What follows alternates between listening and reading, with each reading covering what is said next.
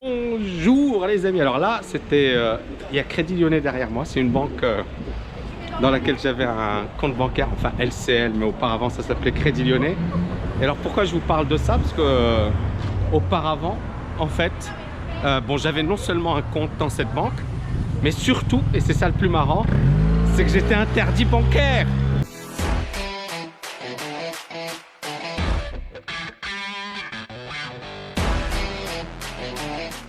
Quoi qu'il t'arrive, tu te bats, tu vas jusqu'au bout, tu lâches rien. J'aide les personnes qui veulent agir à exploser leurs limites.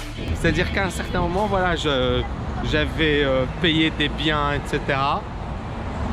Et j'avais émis des chèques et j'avais pas d'argent sur mon compte tout simplement. Et donc je me suis retrouvé fiché Banque de France, interdit bancaire, j'étais étudiant. Donc je vous dis pas la merde dans laquelle j'étais et j'étais dégoûté. Et en fait, à ce moment-là bien précis, je me suis dit ma vie elle est foutue, mon avenir il est foutu, parce que imagine tu es interdit bancaire, cette information elle va ressortir, etc., etc. Et donc effectivement je paniquais par rapport à tout ce qui allait arriver. Et au final, bah, tout ça c'est vraiment de la rigolade.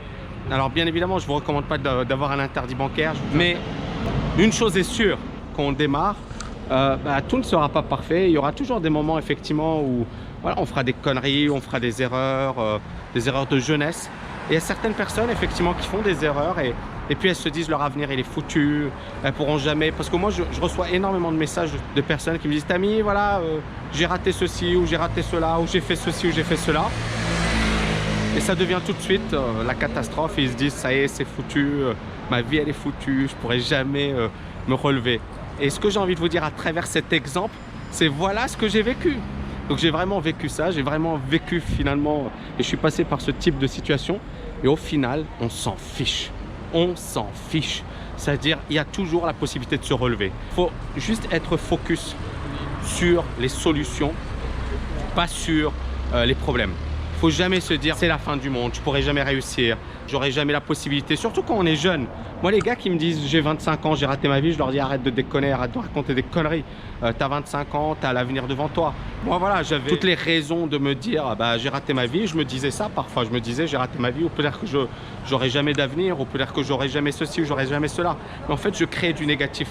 Mais à un certain moment il faut réellement minimiser l'ampleur de ces problèmes, de ce qui vous arrive, et de se dire finalement c'est que de la rigolade. Si tu as le bon mindset, les bonnes stratégies, tu pourras toujours te relever de ces échecs. Tu pourras toujours te relever. Voilà les amis, petite vidéo, mais encore une fois, je pense que c'est marrant. Là je suis à Paris, j'en profite pour faire quelques vidéos. Je vois la famille, je revois des moments et des endroits familiers. Et ça me permet également de revenir sur certains détails croustillants de mon parcours. Ciao les amis, je vous kiffe. N'oubliez pas de liker cette vidéo. Ciao!